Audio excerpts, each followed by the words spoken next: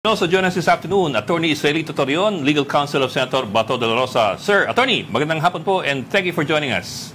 Hello, magandang hapon po, Sir Ed, and sa mga kasama po ninyo dyan. Magandang hapon, Attorney. Sir, I understand you're preparing a pleading when we caught you, we caught you just in the middle of preparing a pleading. Would you be free to tell us what the pleading is about? Is it in reference to Bato de la Rosa or the former president? Related din dyan. Hindi ko lang muna masabi, sir. Basta related din dyan. Opo. Parang Attorney, parang sinabi niyo na sa amin sa The Big Story a week or so ago eh. Di ba tinanong din kita and you said you were gonna file a prayer, a petition. Ito ba yun? I already did file a supplemental petition for issuance of TRO. I already filed a motion for reconsideration from the denial of the urgent motion to compel Ombudsman Remulla to produce the alleged ICC warrant. And here we are again now. There is another news that indeed the ICC warrant of arrest is really present. And of course, as a lawyer, I have to prepare for that eventuality if ever it will finally be presented. But I know you're also close to Attorney Harry Roque, so na-confirm nyo na ba sa kanya that it's true and who his source is? Ang kanyang source is kanyang kaibigan daw eh. Based on the text message that I received from him, hindi pa ako nakatawag sa kanya. So parang second information lang din. So tanong din ako. Ang confirmation din meron pero hindi ako mabigyan ng kopya. So bottom line, marites pa rin lahat. Yeah, but you're hearing it now from two different sources. Attorney kasi, kaya hindi siya mailabas kasi both ICC and the Interpol, ang policy nila ngayon, hindi nila ginagawang public yung mga warrant of arrest nila eh. Yes, that's ICC, hindi ba? Yes. Idadaan siya sa Interpol, pero pareho sila ngayon hindi naglalabas para nga daw hindi makatakbo yung subject of the warrant. Yes, under Article 87, Paragraph 3 of the Rome Statute, these matters are supposedly confidential, which brings me to another matter. Why would the Ombudsman keep on informing us this, which, you know, our healthy mind would continue to guess that there may be something here. Maybe this is something that needs to be done in order to divert the attention of the public from the ongoing flood control controversy, or perhaps to force Senator Bato to, you know, not make himself available, so that if there is another impeachment complaint against Sara Duterte, the necessary number in order to prevent the conviction of Sara Duterte would not anymore be reached. Of course, that's speculation, which we are entitled to do since he is likewise subjecting us to speculation vis-a-vis the alleged presence of the ICC warrant. But Attorney, do you have contact with the Senator? No, as of the moment, no. But I had a long conversation last weekend with the beloved wife of the Senator. As a matter of fact, binigyan niya ako ng napakagandang mga mementos na galing kay Senator Bato. Yung binibigay niya sa kanyang mga close friends and family members. So do I take it to mean that at this point you still don't know where Senator De La Rosa is? Affirmative, ma'am. Affirmative. And I don't want to know also. I'm not asking so that I will not be able to lie to you if you will ask me. I also have to ask you din eh. Pero sabi ni kasi yung alam ko kung tanungin ako hindi ako magsisinungaling po. That's a good way of going about it, sir. Pero sabi nga sa ni Remulla, nasa Pampanga daw ang last info niya. Of course, we don't know where he got this information. Alam mo naman si Ombudsman Remulla, lahat ng information nandyan sa kanya. Pero kung tatanungin mo, ayaw ibigay. Baka ginawa naman yun para mabulabog si Senator Bato at mag-move kaagad at ma-monitor na nila. Ang tawag namin yan, bluff. But sir, we assume that sabi nga niya, you had a long conversation with the wife of Senator Bato. We assume that they're in touch. Any word from Senator Bato how he is? What's he been doing? I know it's third hand, but it's coming from the wife.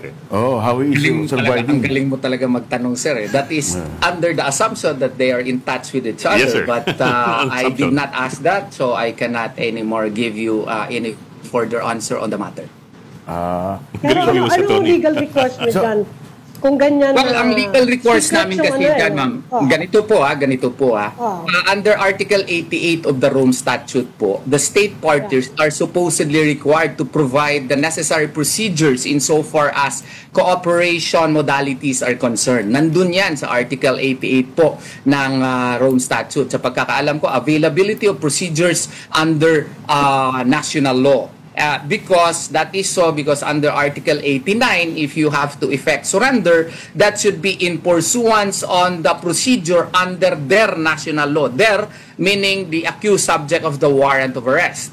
So, if we were really intent in having this operationalized, then it would have been incumbent on the part of the Marcos administration to provide for the procedures for surrender.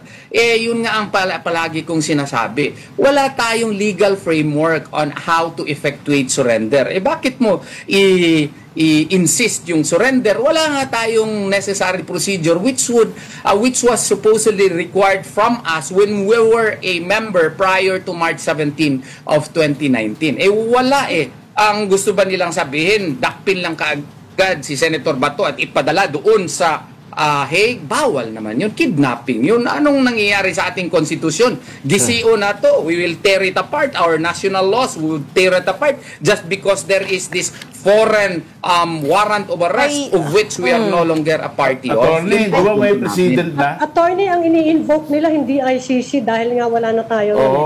Ang ini-invoke nila yung commitment natin to the Interpol. Interpol. But Interpol only acts based on the information being given by the ICC. Hindi na tayo magpalusot-lusot dito. Lahat yan galing sa lahat yan galing sa sa ICC yung processes. So therefore, that is still to Interpol.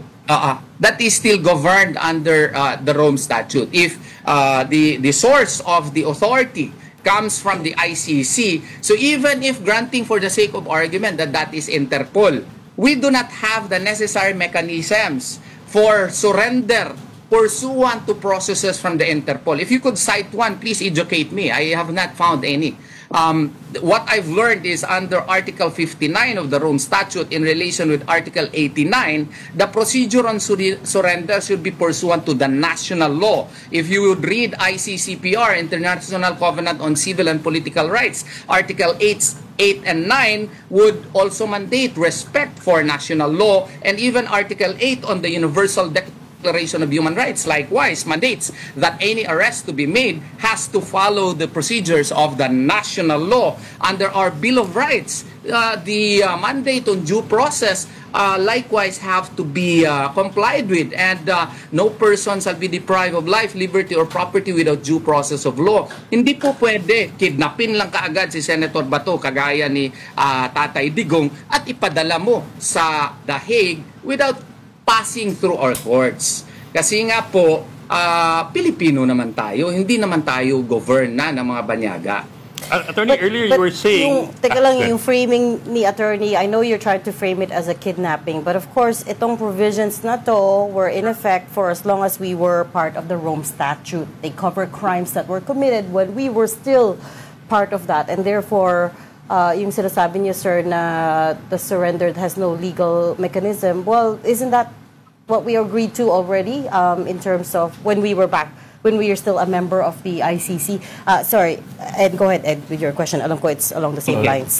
From 2011 to 2019, we're still members. I have to explain our side on the matter. We were a member of the Rome Statute up to March 17 of 2019. Prior to that, I have to concede that we were under its operations, and under Article 88, supposedly, of the Rome Statute, we were mandated to provide our own procedures for any forms of cooperation vis-a-vis the processes of the International Criminal Court.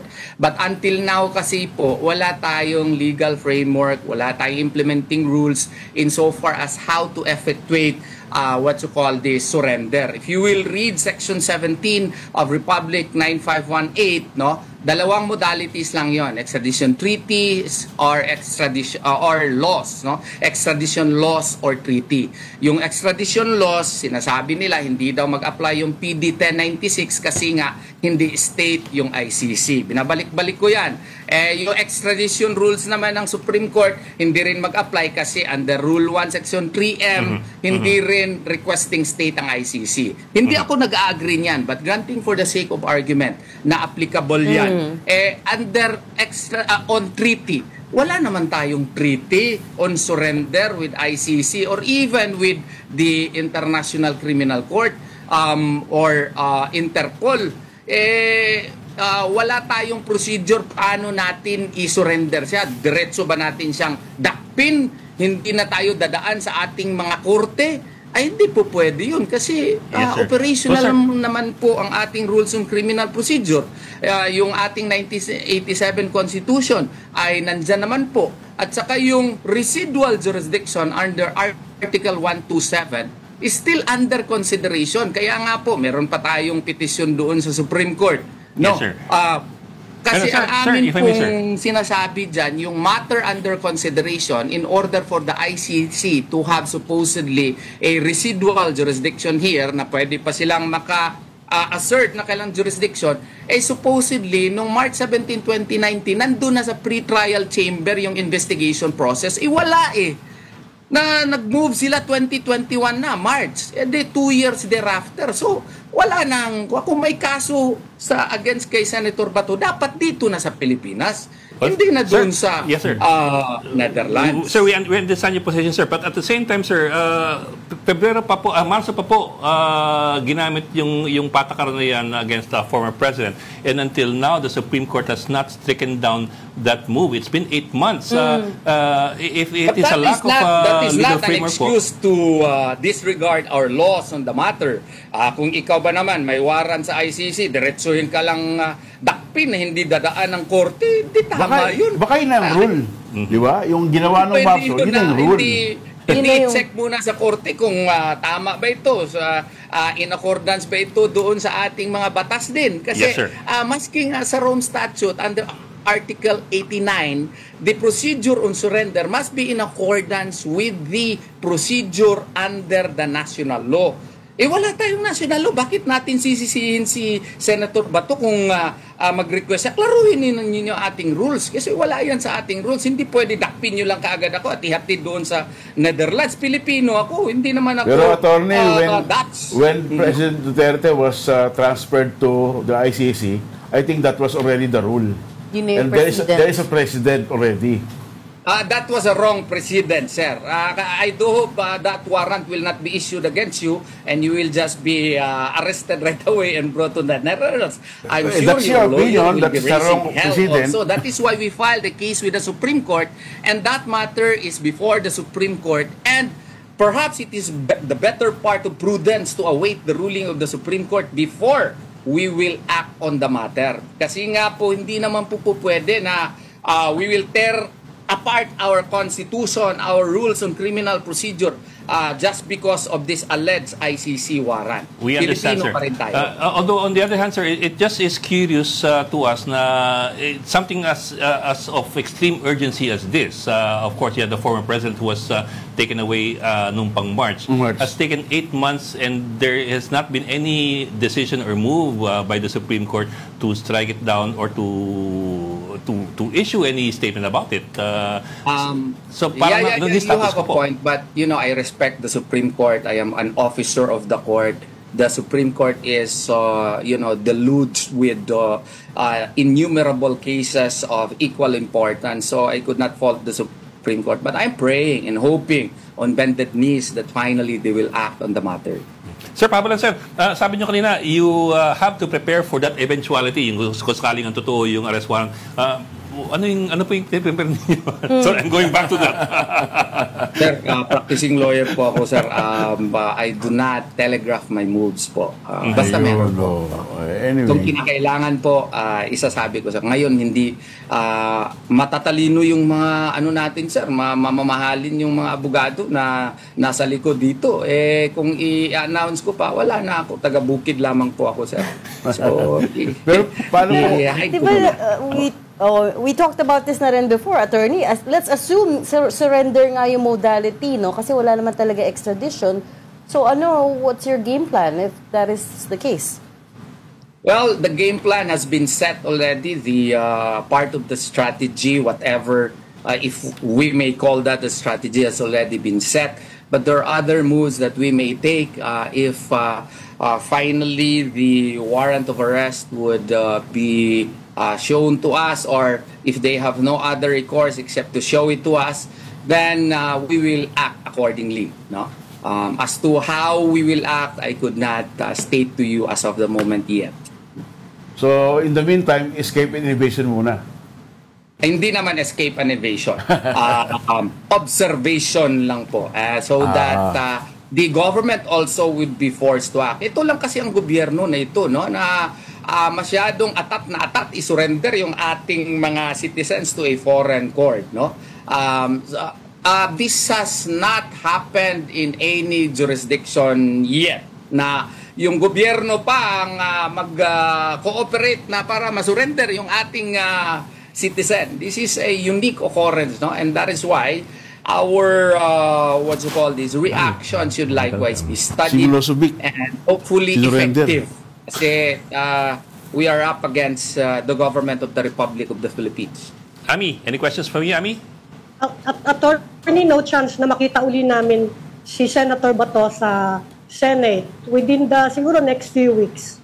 Well, that is a question that is properly answered by the good senator, no? We never know. I hope and pray that all of these issues would be resolved soon by the Supreme Court or any other courts for that matter, so that sana naman klaro na po kung ano po ang magiging legal remedies namin. Ngayon kasi hindi talaga klaro kasi medyo sabog talaga ang messages din ng ating gobyerno on the matter. I hope you understand. Attorney, pahabol lang. I don't know how this works eh. Kung sakaling may arrest warrant at kung sakaling si Senator Bato is taken into custody and brought to The Hague, how does that work if an impeachment trial commences in the Senate? Does he get to cast his vote pa rin? I know it's way ahead, but I'm wondering lang how that works as far as his vote is concerned. Well, the other party would say surely that he could not, but in the light of the technological advancements that we have now, where video call and like this, calls via Zoom are allowed and can be done, I hope and pray that that would remain as an option.